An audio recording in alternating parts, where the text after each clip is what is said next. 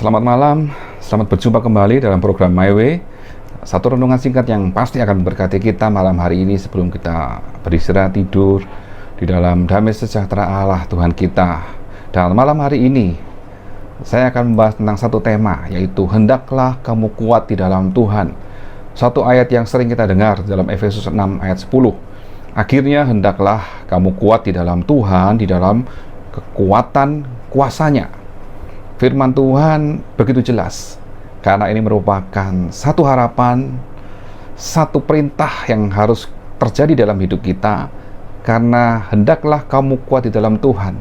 Sebagai anak-anak Allah, tentu kita harus kuat di dalam Tuhan. Dan dilanjutkan dalam ayat Efesus 6 ayat 10 tadi, di dalam kekuatan kuasanya. Tentunya kuasa Tuhan itulah yang akan membuat kita menjadi kuat di dalam Tuhan. Lalu apa definisi orang kuat itu? Orang kuat secara manusia jasmani tentu kita semua berpikir orang yang memiliki kemampuan istimewa, kekuatan fisik yang baik, bentuk badan tubuh yang atletis, atau sanggup untuk melakukan banyak pekerjaan sekaligus, ataukah orang yang pandai sekali, orang yang memiliki kemampuan lebih dibandingkan yang lain. Nah, mungkin bayangan kita terhadap orang kuat adalah yang seperti itu. Tapi kalau manusia jasmani menjadi kuat seperti definisi tersebut, tentunya kekuatan yang mereka miliki tidak terjadi atau tidak didapati secara instan. Tentu mereka melatih kekuatan itu bertahun-tahun supaya mereka menguasai keahlian tersebut. Dan tentunya juga tidak sekejap mata dapat kekuatan super seperti pahlawan super yang sering kita lihat di film-film atau komik. Dan menjadi kuat dengan definisi yang saya sudah sebutkan tadi, tentu harus melalui proses demi proses.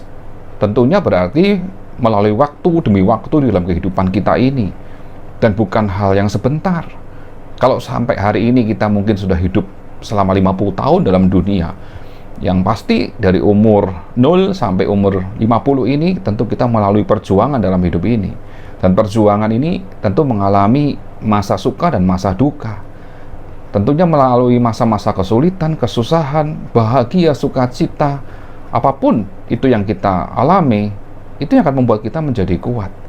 Nah, tetapi malam hari ini saya ingin jelaskan, kalau firman Tuhan berkata hendaklah kamu kuat di dalam Tuhan, di dalam kekuatan kuasanya, saya mau katakan, menjadi kuat di dalam Tuhan itu berarti menjadi alat yang berguna di dalam tangan Tuhan.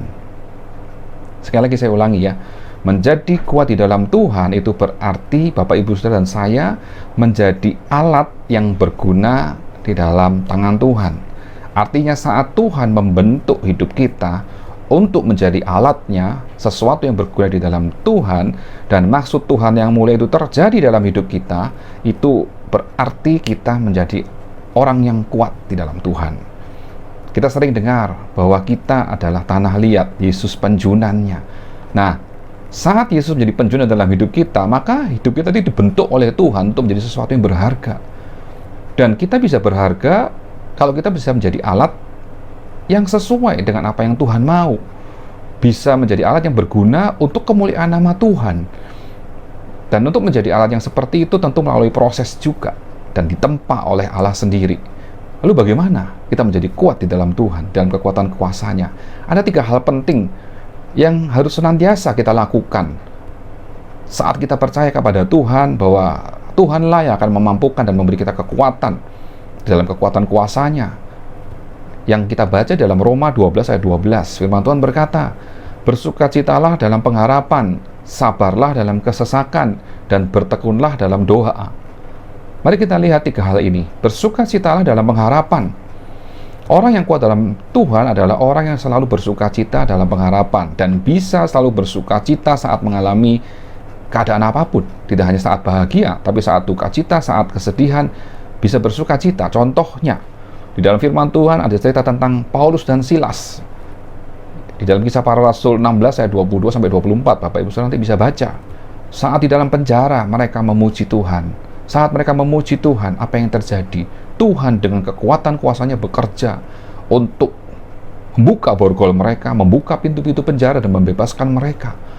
Karena bersukacita dalam pengharapan yang pasti Yesus adalah Tuhan dan Juru Selamat yang akan menolong, maka kuasa Tuhan bekerja. Itu yang membuat Paulus dan Silas adalah orang yang kuat di dalam Tuhan. Yang kedua, sabarlah dalam kesesakan. Kita bisa lihat contoh di dalam firman Tuhan. Orang yang kuat di dalam Tuhan adalah orang yang sabar di dalam kesesakan. Tentu kita pernah mengalami dan bahkan mungkin sampai saat ini mengalami kesusahan, penderitaan. Kita harus sabar menjalani semua itu. Contoh kisah Yunus di dalam perut ikan. Yunus pasal 2. Kita tahu Yunus melarikan diri dari panggilan Tuhan. Akhirnya Yunus harus ditelan oleh ikan hidup-hidup. Yang terjadi adalah Yunus tidak tahu kapan dia harus keluar dari perut ikan, dia hidup atau dia mati. Tapi saat dia di dalam perut ikan, dia berdoa kepada Tuhan. Dia menanti jawaban Tuhan. Dia menyadari kesalahannya, dia bertobat. Dan dia jalani masa-masa sulit dalam perut ikan itu dengan sabar. Bahkan Raja Daud menulis dalam Mazmur 50 ayat 15, "Berserulah kepadaku pada waktu kesesakan, aku akan meluputkan engkau."